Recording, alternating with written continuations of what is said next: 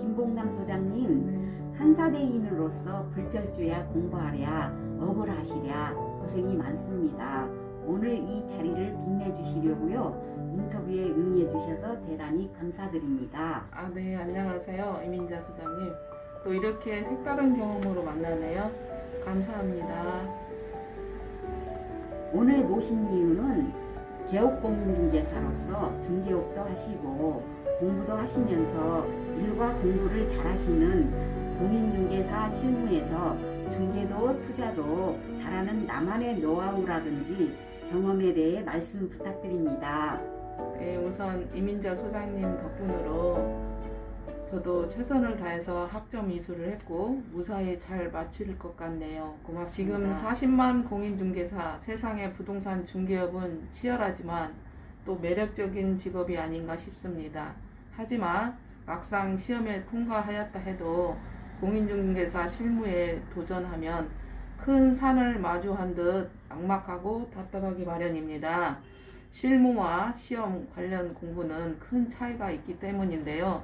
따라서 실무 공부를 하고자 여러 가지 정보망을 통해 정보를 얻고자 하는 분들이 많이 계시는 거라 믿습니다. 하지만 실무 정보는 실전 경험이 많이 하고 내공이 많이 쌓인 진짜 전문가에게 듣는 것이 가장 정확하고 도움이 많이 될 것입니다.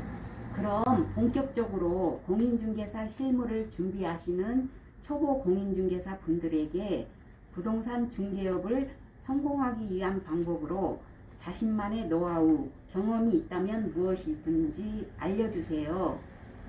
제가 부동산에 뛰어든 지는 10여 년이 되었고요. 부동산에 진정 노하우가 있다면 사람과 사람 사이의 신용이 제일 중요하다고 생각하고 매수, 매도인에게 믿음을 주는 것이 가장 중요하다고 생각합니다. 그럼으로써 나를 믿고 우리 부동산을 이용하는 첫 번째 단추이기도 하고요. 노련한 부자 공인중개사가 되는 팁을 알려드리면 중개는 사람과 물건 그리고 타이밍이라고 생각합니다. 그리고 계약을 낳는 방법이고요. 수수료에 연연하지 말고 가계약금에 신경 써라. 그리고 SNS 마케팅에 적극적으로 뛰어들어라. 출근 시간 중개가 보인다. 이 말은 아침 일찍 정해진 시간에 하루도 늦지 말고 제 시간에 출근하는 것이 제일 중요합니다.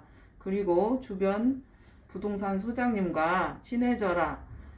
부자 부동산 공인중개사가 되는 노련한 공인중개사 되는 실무팀을 알려드립니다.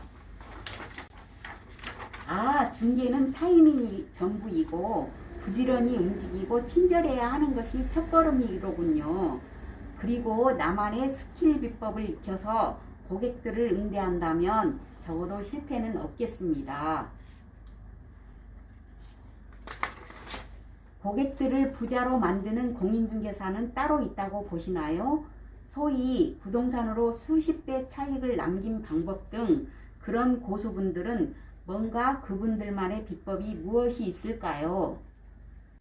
각 고수분들의 비법이란 투자의 절대적인 성공 법칙이 아니라 투자의 기본적인 원리를 이해하고 자신의 성향, 환경에 맞는 투자 원칙, 방법을 선택한 후 실행하는 데 있어 뛰어나며 실행 과정에서 발생하는 다양한 변수들에 대해서 대응하는 방법을 깨달은 것입니다.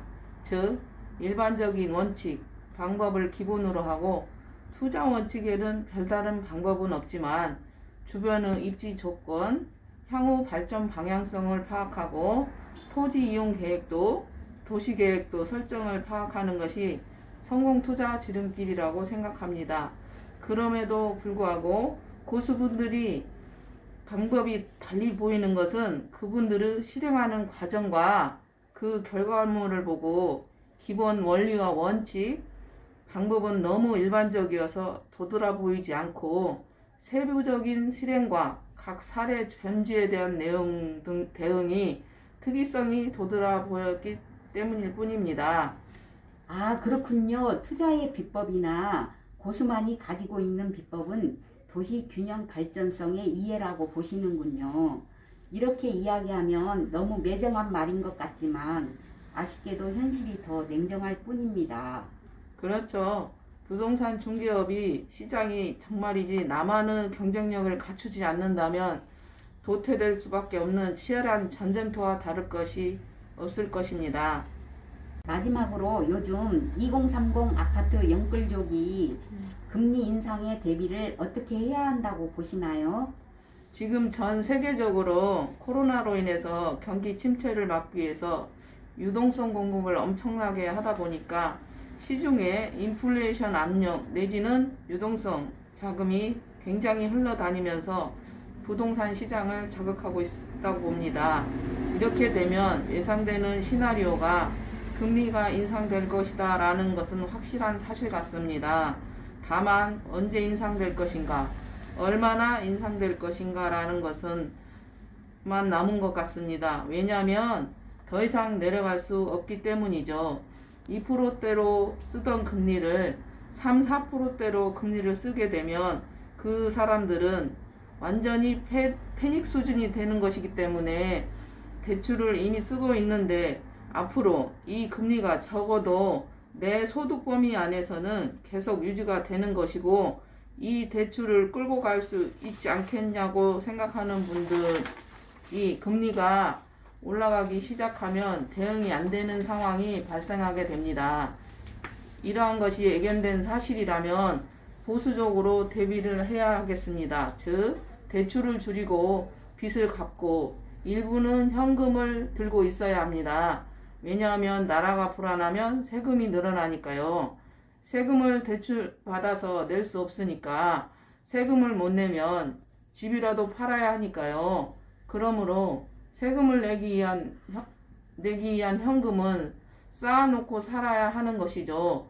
전문가들은 금리 인상이 당장 시행될 것인가에 대한 것은 생각해 볼 필요가 있고 아직도 코로나 일부 상황이 코로나로 비록 자주 뵙지는 못하더라도 마음만은 늘 함께였으면 합니다. 고생하셨습니다. 네, 늘 마음만 같이 하겠습니다. 감사합니다. 고생하셨습니다. 네.